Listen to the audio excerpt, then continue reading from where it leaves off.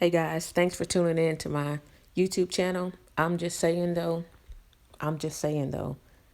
You guys, today I wanted to talk about the fragile or covert narcissist, the relationship that I was in before I even knew what a narcissist was, and to find out whether or not you're in this type of relationship. And guys, I want y'all to think about everything that I'm speaking on because I wish that I would have known about this type of person, being able to identify and how to solve the problem of getting out of that crazy earlier on in the relationship before it got as bad as it did. I've spoken in other of my videos of saying, I wish I knew then what I know now, because I've seen it so often in life, in relationships, on TV, and women have always just been taught to always try to love somebody through anything, for better or worse. It's what we're always forced um, to do, is to stay with somebody, love them when they cheat on you, love them when they beat you, pray for them, love them.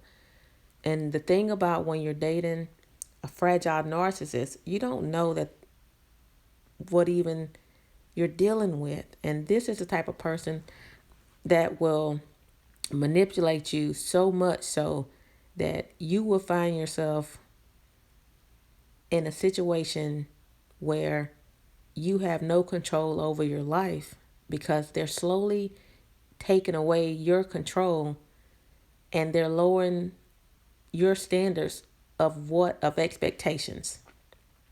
You don't know that this is going on because it's so slow and subtle, very slow and subtle. And it starts by, with a fragile narcissist, they start off by being the victim. They want to tell you all the bad things that happened to them and how life has treated them so bad, and how the women in their past have cheated on them, or how bad their home life is, or how bad their family life is, or how horrible friends they have. And you feel the need to take care of them. You're always feeling like you don't want to be the person to also let them down, because life has been so bad for them. It doesn't matter how bad your life has been. Suddenly, you feel the need to take care of this narcissistic person. And the personality of this narcissist, this covert, fragile narcissist, it doesn't go together. You always feel like you're dealing with a Dr. Jekyll, Mr. Hyde, because he'll go from angry to to extremely happy to rage, and it's all over the place. And this can all be within a time span of 10 minutes, that you will see the anger, the happy, the rage, to love, to anger, to happy, to rage. And it's mind blowing when you see this. And all you want to do is get back to that point to where it's just smooth chaos. So you're willing to accept a lot of the crazy. You'll say, let me just do whatever I need to do to get him back to just being loving and kind. And when you're dealing with a fragile narcissist, I'm going to give you some signs to look for. They have problems with authority. They always play the victim. They're angry very, very quick. They're quick to anger. And the only way that they're willing to help you, if some kind of way it will help them, they will only apologize if they can get something out of it. Otherwise, they're not going to apologize. If they did something to hurt your feelings, they're only going to apologize because now they need you to do something for them. They will often fantasize about unlimited success and unlimited power. They are always critical of others. And boy, do they hold grudges. Oh my God, I said judges. They hold grudges. Again, I've spoken on the holding of a grudge. They will bring up something that you did 15 years ago, 20 years ago, and they could have just done something to you today. But how dare you bring that up to them? But they will bring up something that you did once 15, 20, 30 years ago. It doesn't matter. They will never let it go. And they always need to feel important. No matter what is going on in their life, they need to feel important. Always, always need to feel important. And despite them telling you that they don't care how other people see them, that is all they care about. My ex would always complain about stepping down on somebody so they could see what he's accomplished. And then in his very next breath, he would say, I don't care what none of them MFs out there think of me. I only care about what you say. Your opinion matters the most. Now, what I realize now is that everything that he says when it comes to how he feels about me, I need to put it in the reverse or the opposite. It was really what everyone else thought about him and not what I thought about him. My opinion did not matter. He always needed to show people that he is still moving, that he's still standing. That's the best way to say it, that he's still standing. I remember getting him out of jail one day, and he had asked me to come up and get him that day, and I paid his bond. And he had been in jail for, I think, two months. And he had called and said, hey, tell my friends I'm in jail and tell them, see if they can get some money together to get me out.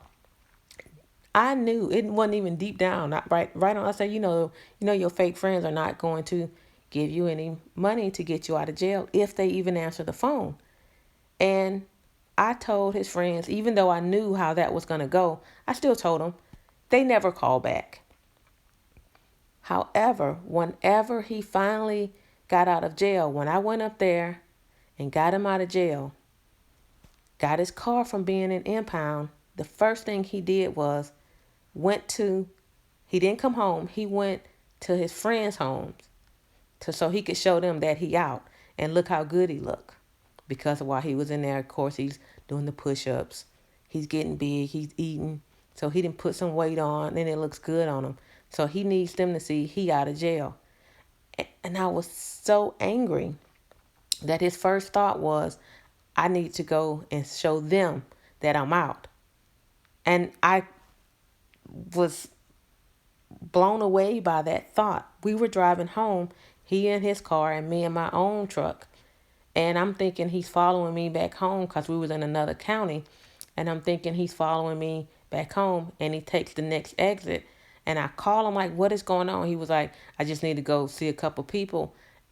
I was so angry. Like, oh my God, I had to scrape up all this money. I have to pay the bills. And I already know that even though he told me on the phone, I'm going to pay you back, I'm going to pay you back. I always know how that went. But again, when you're dealing with a covert, a fragile narcissist, you feel like you don't want to abandon them. You always want to help them. And that's where I was at. And also I was at a place of love, and I felt like I need to help him. No one else is helping him. I felt bad and a little like that I knew that his friends wasn't going to help him because they never do. Narcissists do not pick great friends. They just don't. They're not going to pick someone that is going to come and be there for them when they get in trouble, because their friends are just as bad as they are. And I was so upset that he still needed to prove to these people that he got out of jail anyway. And I was blown away by that thought. And when he came home hours later, I was so mad that he had to go see other people to let them know he was out of jail. But that's how they are. He needed to feel important. He needed to let people know, I still got out. Y'all, like it was so important for him. And I felt crazy. And another thing about a narcissist, a covert narcissist, they're always in some form of depression. Always.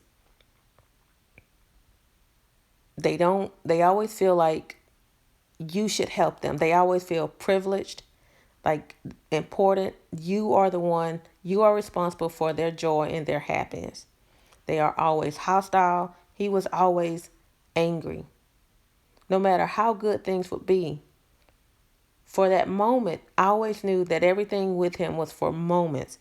There was always short moments of happiness, 2 hours of joy, while the rest was rage and hostility. And it was up to me, according to him, to make him feel happy again. And I never understood that, because he would constantly advise me that I'm a grown man. I'm a grown man. And I would point out, if you are a grown man, take responsibility for your own joy, for your own happiness. But again, he would twist it and say, you're supposed to love me. And that's another thing that a covert or fragile narcissist would say is, if you love me, you would make me happy. You would do this for me. And if you don't, see, I just proved, see, I knew you didn't love me. And these are manipulative words. If you love me, I knew you didn't love me. And you want to prove that you love them. You guys,